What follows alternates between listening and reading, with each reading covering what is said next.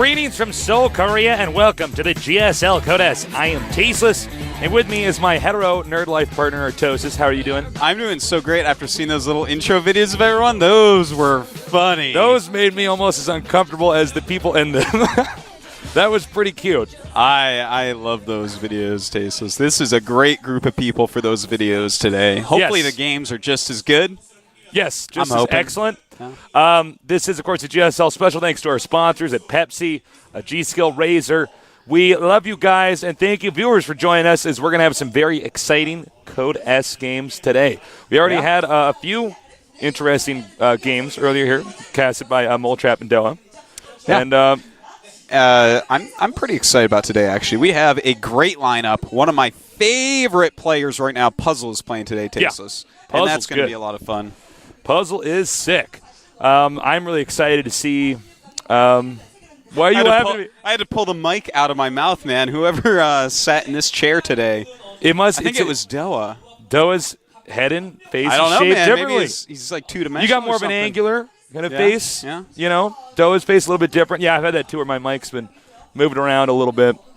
But whenever Wolf wears my headset, it's like all small. I don't know how that is. I think he has a bigger head than I do. Well, you know, Wolf has a lot of hair. Yeah. But that doesn't mean that he's got a huge head. I actually have the biggest hat size. It's hard to find me fitted hats, Tasteless. Yeah, it's hard for me to find actually fitted hats. Because I have such big a big brains. brain, yeah. We have these big, We're sexy like brains. smart guys. Like, you know, the brain is, you know, it's kind of like a muscle too, but my brain's ripped. Look, if my brain has an 8-pack. It's got 8-packs going all over it. My brain is made out of fists. Whoa. Yeah. Fist brains. Fist brain, man. Now, that's why it hurts so bad when I headbutt you. By the way, check out our Pepsi promo here. We've already seen some actually really funny pictures sent in for this. I especially love the one where somebody's kissing the Pepsi thing next to Nesty, where he's kissing his GSL trophy. So please send some more of those in, guys. Participate in this.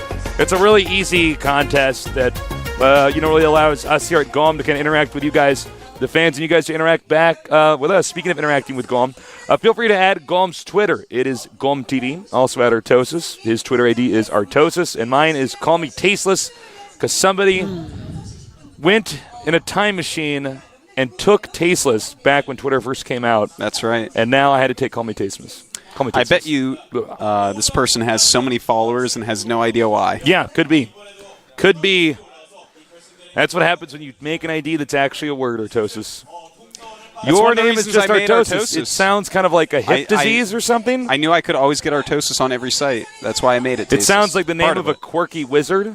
Yeah. Artosis. It's almost a disease. It does sound like a hip disease. A sickness of skill. Ooh. You're funny. You're on a roll today. Already? Already. You're already out of control. By the way, it's not going to be a roll by then. It's going to be an avalanche. Oh, my God. Look at this guy's not stopping. Artosis, what did you eat for breakfast?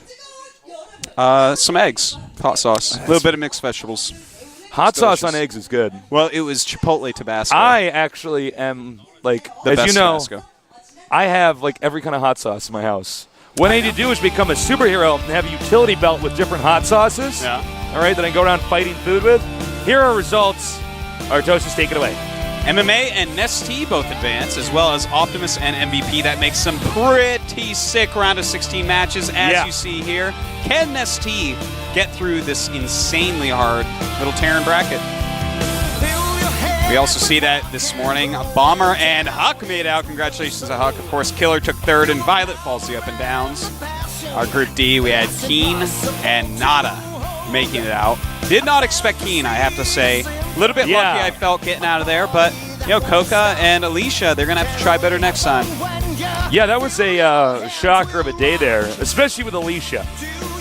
And it's not that Coca's not, or Keen's not good, rather, but I just really 100% expected Alicia to get out even over Nada. Well, I figured Nada and either Coca or Alicia would make it, probably Alicia, but wasn't the case, Tasteless.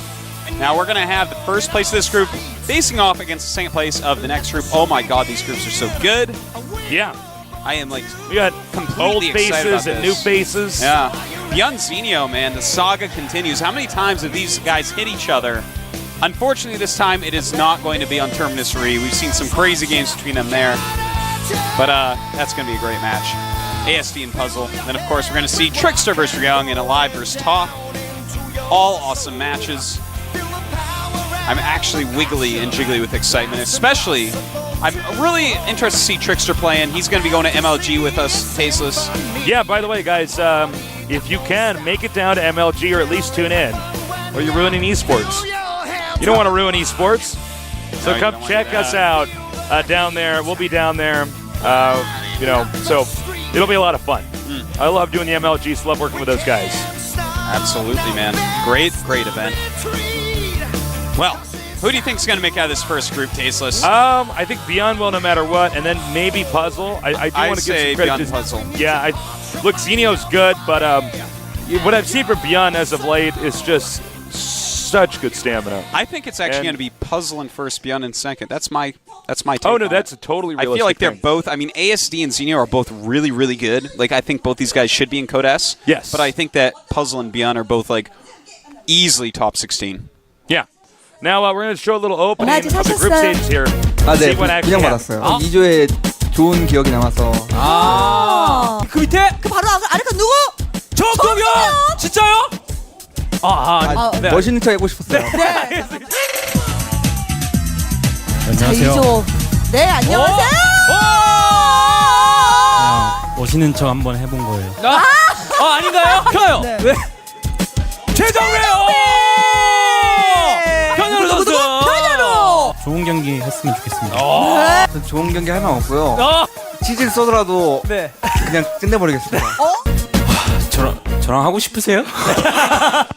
좀 게임이 좀 지저분해지는데 이번에는 좀 깔끔하게 이겨드리겠습니다.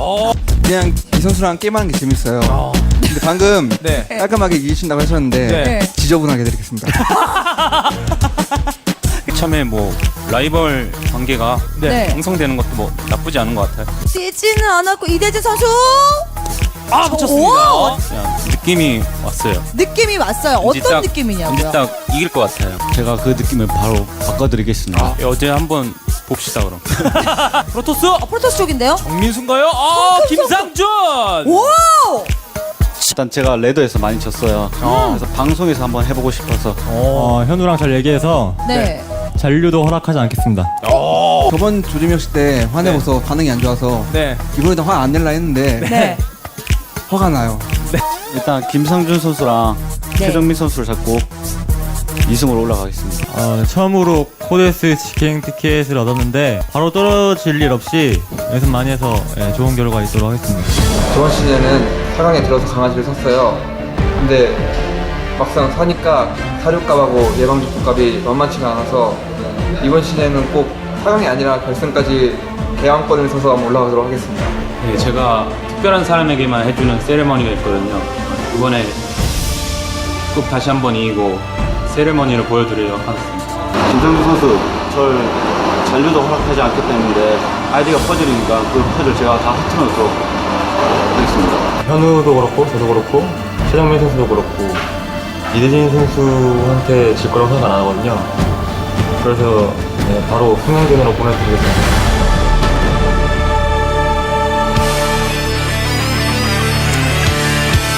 That was awesome. Yeah. Poor ASD, man. Poor ASD.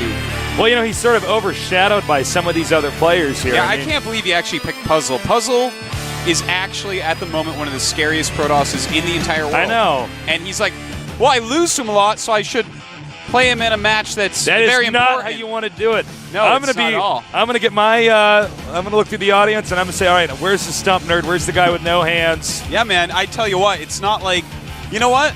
Normally a bear would beat me in a fight. So I want a bear in the cage ring match with me for my life in Code S. No! No, man. I don't want to battle a bear. I want to fight a baby cub bear. I don't even want to fight any type of bear. I want to fight a fish on land. Oh, and my God. He just flops around. As long as I can stay away from him, he dies on his own. That's what I want to fight, Tasteless. Wow, Artosis. Forget bravery. It's all about getting wins. Getting Discretion ahead. is the better part of valor, Tasteless. The problem, though, for some of these guys is that everybody in Code S is so good at this point in time. It's not really like there is, I guess, a weaker player you could say. By the way, here's Byun, and now we're going on to Zenio. I want to say something, Tasteless, about what you just said. Code S is getting so good. Code S right now is basically getting its six-pack. It's getting to the point where everyone is a sick nerd baller. Not quite yet. There's still a few jobbers hanging around that are going to go down to Code A. But it is getting there, Tasteless, to the point where it is purely frightening. Yeah, you're absolutely right. And you know what's funny about that is, excuse me, even Code B right now, which we don't even really broadcast, you know what I mean? Well, actually, I guess that's not true. We actually had Wolf and Doa broadcast that, as well as them playing Star Fox. But you know, even Code B is just so good. It is such a quagmire. It is so hard to get out of that and make it into Code A. I mean, there's people in Code B better than Zenio, better than AST. I'm not going to say better than Puzzle or Byun, but there are like superstars down in Code B right now waiting to be born. Now, here are our two players. Byun and Zenio. Our map will be Metalopolis. These guys have faced before and made for some pretty epic games.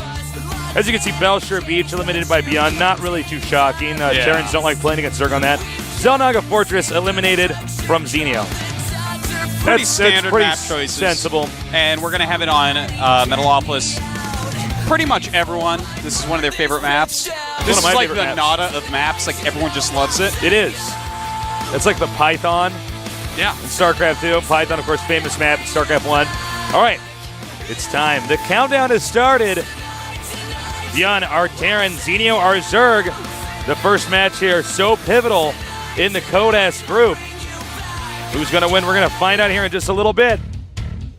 I'm Tasteless. With me is Artosis. We're the Casting Archon here at the GSL.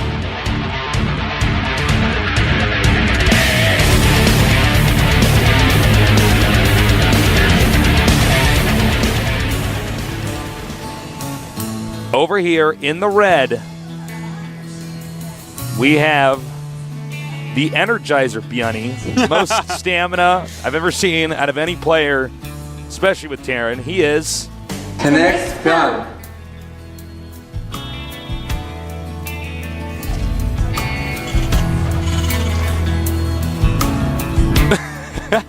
I don't care what anyone He's got says. the pirate dog. He must be a friend of Pirate Bird Artosis. Oh, no. Pirate Monkey on that other shirt I wear. They all have their pirate animal boat. They go around looking for nerd booty, making nerds walk the plank. In the top center starting location, Zenio. I think that girl on the right is my favorite. Is that right? I love her. I will marry her.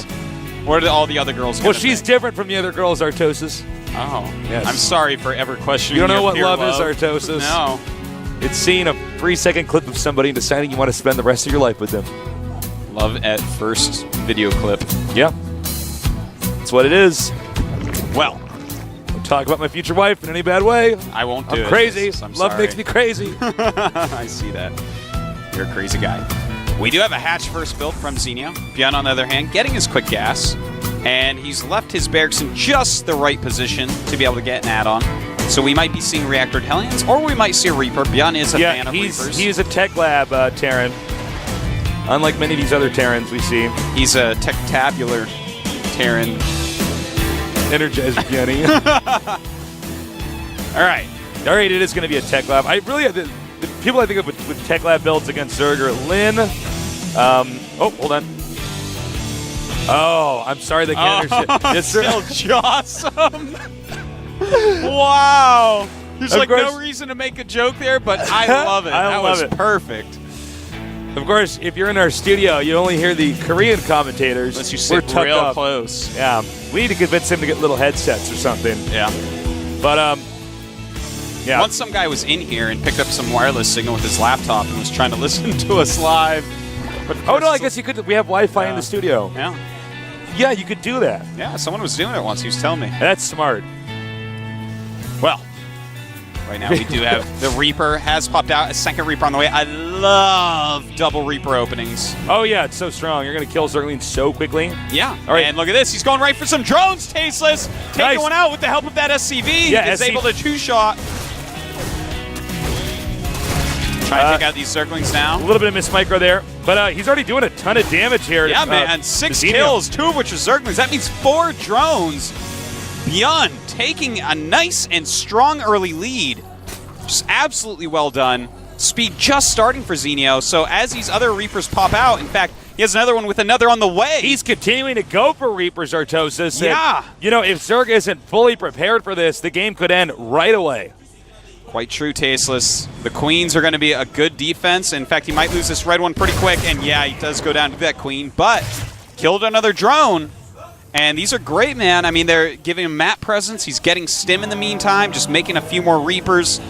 I absolutely love this play that we're seeing from Byun. Just so powerful. I wish more Terrans would do it in these positions.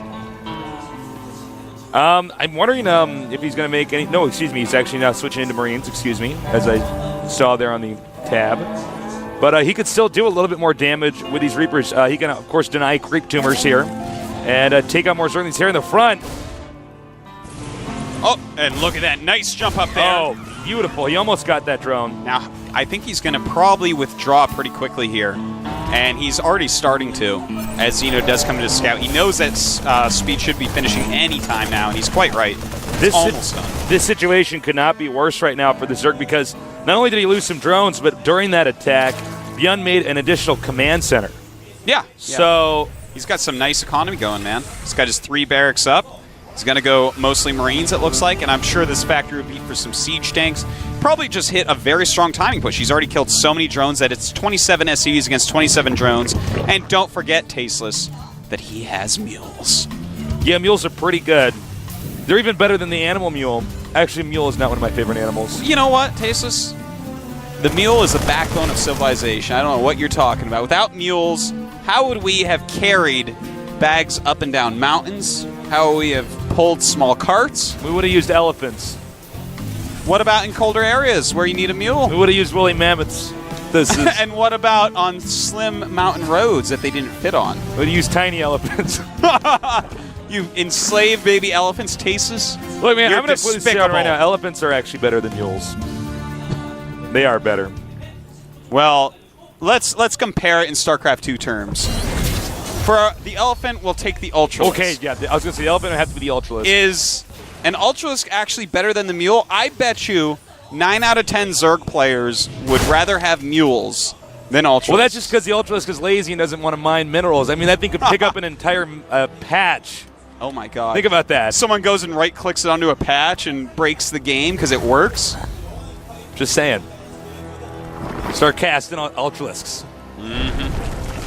Right. All right, I think we might be seeing a pretty good timing attack here on the third base. Oh, certainly. Very soon. Actually, no. As I say that, he's going to go for a drop. That's also not a bad idea at all. Excuse me. Zenio is getting his Banelings out, though. No Baneling speed on the way, of course, because he has not gotten his layer yet. And this might be a little bit hard because he does have stim. Combat shields, 1/4 of the way done. Look at that. The Reaper's in there to help out against the Banelings. Oh, nice splitting. But he does manage to drive out the Terran forces. I suspect he will just heal them up and send them back in, Tasteless. Probably. With no layer. The layer not even halfway done now at the natural. No Mutalisks are going to be around to really help out. By the way, 7 active creep tumors right now for Zenio. Beautifully done there. And we do have another drop. And it does get chased away. Very smart of Zenio to be putting creep tumors in his main base to be able to hold this drop off more. Gone, finally, are the days of Zergs trying to walk off creep with queens to defend drop harassment. Yeah, that was painful. That was so painful, Tasteless. Queens have no place off creep. No, they don't. I'm sorry, it's probably offended some of you guys, but it's true. They should just be staying at home, be barefoot and pregnant.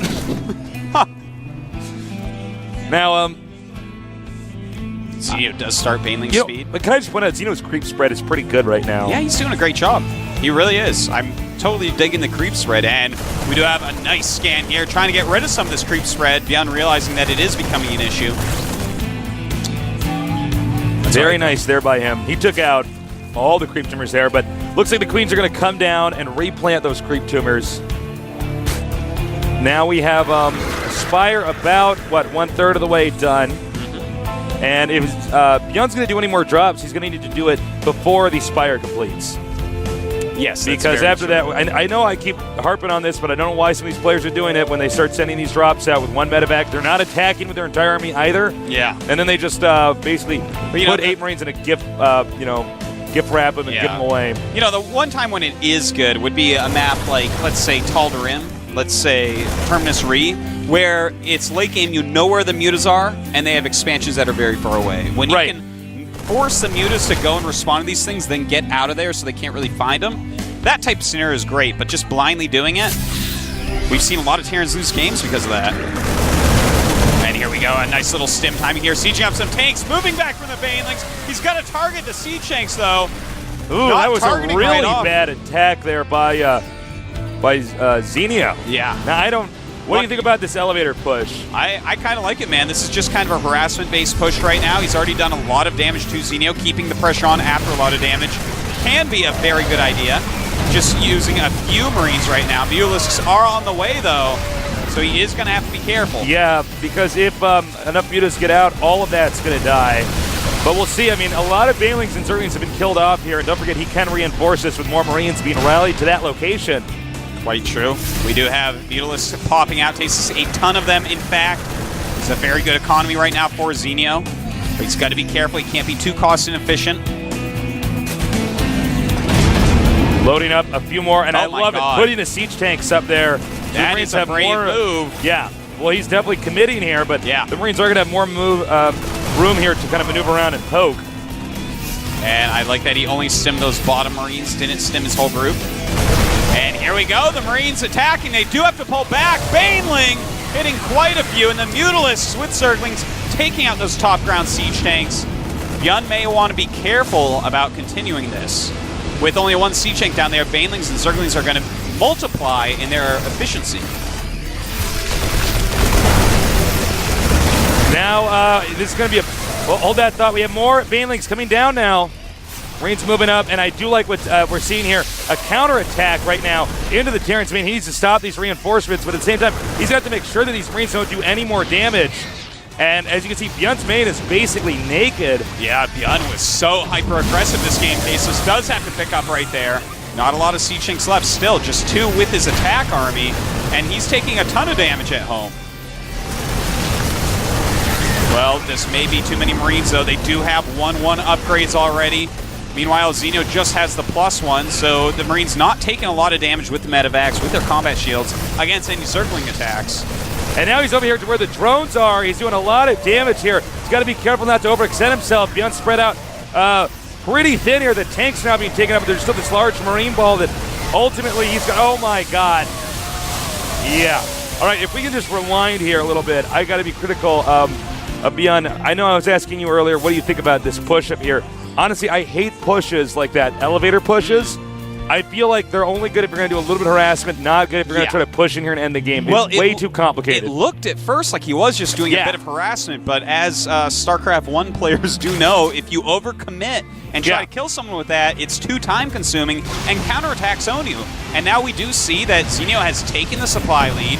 He's in pretty good shape right now. 76 drones to 56 SV. He's doing a lot of damage with these mutas. Has to be careful there, though. And he's killed off a lot of siege tanks. So Zenio right now can't be feeling too bad about where he is in this game. But with a planetary at the gold base, Byun, he's not going to feel as much hurt as he could have from that failed push. Luckily, Byun, he does have the gold. And there's a planetary there that probably would have been turned into an orbital head. He'd been doing a little bit better and felt a little bit safer, but I think right now he feels the pressure here. I think it's a good choice. We do have a little attack at the gold base. Whoa! Oh, wow. Took out almost every single SCV there. Yeah, but there were not actually that many there. That actually turned out to be a poor attack, losing about 8 Banelings and maybe 6 Zerglings for honestly, about 5 SCVs. I would have just made more Banelings and gone right for the planetary. Yeah, that's oftentimes a very good choice, but it looks like he may be coming over here with the mutas to do just that. Planetary is about half health at the moment, but more Marines do get up there, push those mutas away. And Zenio doing a great job of taking his 4th base during all of this. He's up to 85 drones, which is a pretty darn good economy for a Zerg. He's up at 23 mutas with more on the way, but not really upgrading right now, which is the one thing that he's really missing. Mutas fly out. And I have to say, Zenio's done a great job. Considering the position he was in at the start of this game, he's actually really pulled himself back together. Yeah, certainly. He's actually playing a very good game. And, you know, I'm surprised by Byun. You know, he did some really good early damage. And I thought he was just going to, you know, push a little bit with that push into the main base. Normally, he's such a turtley player, a player that'll always take the late game, which can be so powerful against Zerg if you do it right. But here he is. He might be in a little bit of trouble. Once again, here is Zenio with a counterattack. The gold base is basically exposed. And that forces the Marines to pull back, slowing down the push. That's right. That's all he wants to do right now is slow that push down, get more Zerglings out, get more Banelings out, get more Mutalisks out, while he expands all over the map, even taking the bottom left main base. Look at that, sniping a little bit, but maybe losing a little bit. He's actually also too much taking on the his bottom Mutas. center main base. Yeah. Very nice. So, this is not looking very good right now for Byun. Byun also, if he wants to expand again at the bottom right, the Overlord's dropping a bunch of creep there. So, I don't know, he might end up being forced to spread himself out a little bit too thin here. Yeah, look at this. He's drawing things everywhere, but this is a nice drop into the main base. What will Zenio do? He is bringing back a lot of units to deal with it, but no mutas there to kill the dropships, so he's going to just rely on chasing those away, and Siege Tank Splash might really hurt that Zergling Baneling force as there's a bunch sieged right below the main. Kind of an interesting scenario we have right here, but I gotta say, overall, I like Zenio's position more. Oh, God, Zenio's in such a better position right now. He actually just has too much of the map right now. And the gold base, the cash cow right now for Zenio, I mean, for Byun rather, is not operable. Oh, man. Ouch. But, you know, this is good positioning. Siege tanks are just so powerful against Banelings. You know, it looks like he's going to swoop down here and just try to take out the siege tanks in the low ground. He's got to be careful about any engagements he makes. Surprised to see that army moving over on that side. That must have been a misclick. Looks like he's turning the Thor and the Marines around now. Meantime, we do have some more pressure in the main base. Here we go! Oh my god, the Banelings rolling in, and can he get all these Marines? It looks like he can, Tasteless. And Byun losing all those siege tanks is a huge deal. He's not going to be able to make another big push against mass Banelings for quite some time. He's basically been knocked back into the Stone Age right now. Yeah. It's going to be really difficult for Byun to make any movement on the map right now. Oh, wait, you have a drop over here. We also have 8 Overseers being made. I'm very confused. Whoa. I think he actually might be planning on humiliating Byun, like going in there and gooping all the barracks. He very well may The barracks. The barracks, man. All right, here he is stimming, moving forward. The Queen goes down. Another powerful attack, but with just one siege tank, it's not going to hold up to Zergling Baneling. This is so interesting. Okay, here come the Overseers. I wonder if he's just going to... I wonder if this is actually... You know, Zenio's always loved using Overseers, so this might actually be something somewhat legit that he's trying, but with 3 turrets there, I can't see those actually doing anything. And I just want to point out, to go for all these Overseers instead of electing to go for Broodlords or anything else, it would cost as much gas. That's a lot of gas, man. This is a pretty ballsy maneuver. Yeah. I mean, 8 of them, that's 800 gas. That's 8 more mutants. That's a ton of infestors. It's quite bizarre. And here he goes. This is actually maybe the most cost-inefficient thing I've ever seen. Well, he was doing this for show, and let's face it, we will never forget this image here. Very true. Now, let me tell you something. Byun knows, because that's actually not a very effective thing to do at all, in case you guys are wondering at home, that did not pay for itself. Yeah, no, that was actually there to humiliate Byun. So well, Byun's going to be pissed. Yeah, and now Zenio is supply capped. He's making a bunch more OVs. He's got some infestors out. Decent number of siege tanks from Byun. If Byun comes back and wins this game, Zenio is going to feel like a fool, but it looks like that is impossible because here Zenio goes, and he should be able to remove this entire army. Whoa! But his infestors, no fungals there. A little bit far behind. Now, let's just point out here that if he had not had those Overseers, he should have had enough Banelings and everything else to probably do a lot more damage. Easily, and even if he had his infestors up with the army a little bit more, as those couple groups of Marines walked up, a couple fungals there, Tasteless, makes all the difference in the world. Well, right now we do have Byun continuing to move around. Nice fungal there. Finally ending some of these drops, so it does lose his main hatchery. It's going to cost him about 1,000 mined gas. Now let's hope, for Zenio's sake, that he could still clamp down and win this game. I mean, obviously, Byun is not in as good of a position, but if you do that Overseer trick, and then you lose, you're going to be like, oh, God. Yeah. Yeah. You know, I wonder if you kill off all their stuff, and then I'm trying to make a reason why that might be okay to do with that situation in the game. I don't think there is one. No, I'm having a hard time, but I have guess, to admit. I guess hypothetically, if there weren't turrets there, well, if there then weren't it would have turrets cool. But of there, course, yeah. the Zerg went mutas, so it's like, of course, there's going to be turrets there. Yeah. If there's like one turret, you can get in and get out losing like one. But 3 turrets, man.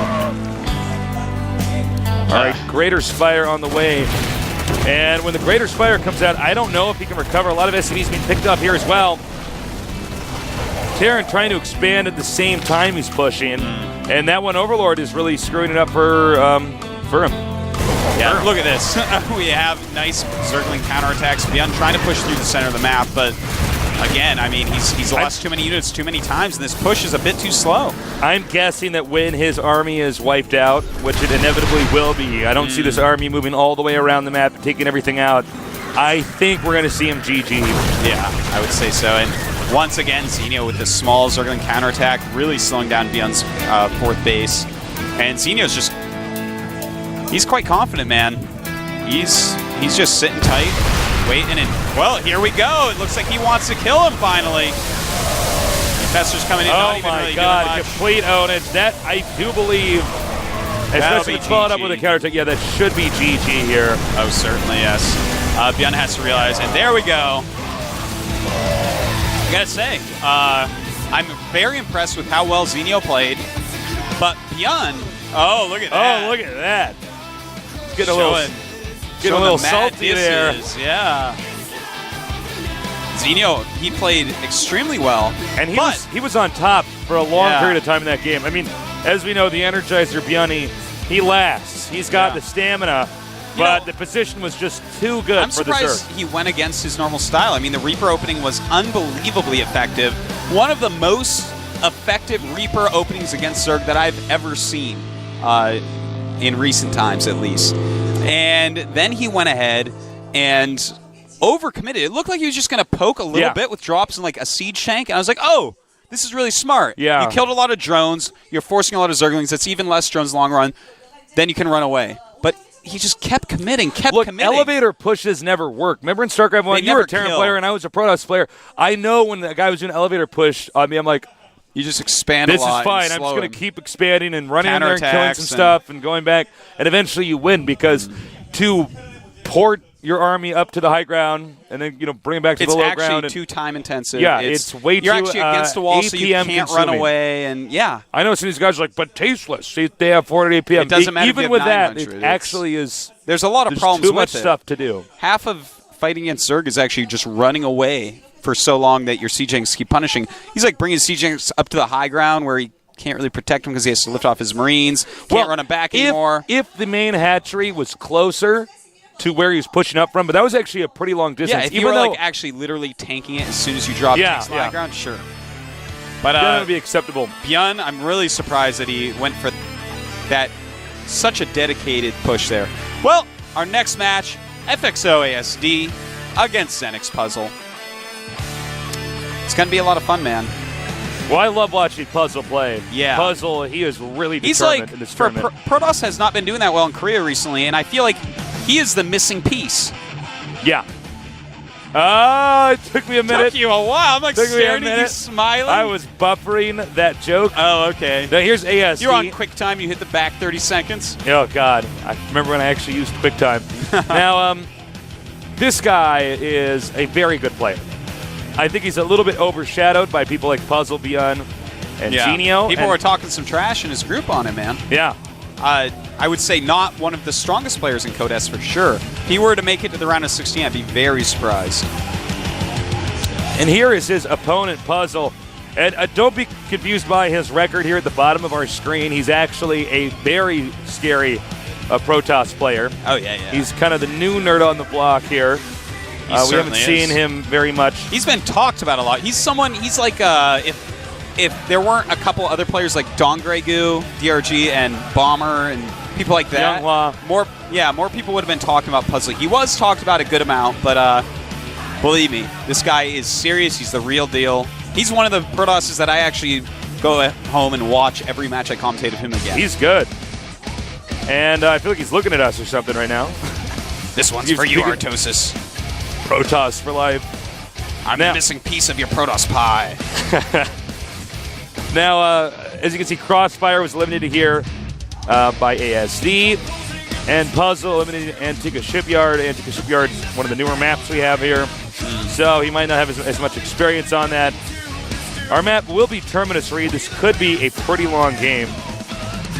Yeah, it definitely could be, man. You know, a lot of the time, Puzzle opts for Quick Observer, which lends itself to longer games. It's more of a reactionary. Yeah, that's the build I'm doing right now. Well, it's First actually the best observer. build. It's actually the best build. It's probably going to become the most mainstream Protoss versus Terran build, when just like it's StarCraft Protosses 1. stop just flipping coins. Yeah. We'll probably see more and more of it. All right, the game is loading. It's game number 2 in today's Codas games. We have ASD from FXO against the mighty Puzzle. Can ASD take down Puzzle? We're going to find out in just a little bit here at the GSL in Seoul, Korea.